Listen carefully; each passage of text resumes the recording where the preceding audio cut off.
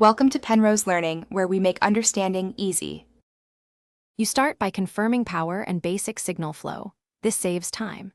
First, verify the amplifier has mains power and the fuse is intact, because no power equals no sound. Then, with volume at 0, check input and speaker cables for bent pins, shorts, or loose jacks.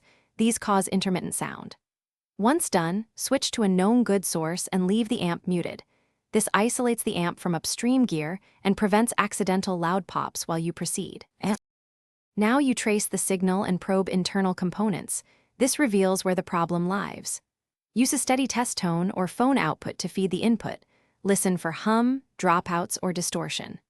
Swap inputs and channels and move the speaker to confirm whether the fault follows the amp or the cabling. Once you isolate the amp, unplug power and open the chassis. Inspect electrolytic caps for bulging, suspect solder joints, and bias circuitry, because these commonly cause loss of clean output. You finish by making safe repairs and verifying performance. Do not rush.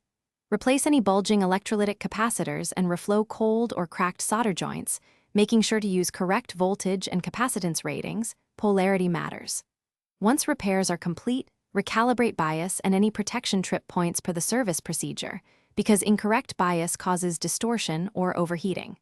Finally, power up at low volume, test with a full band sweep, and confirm clean.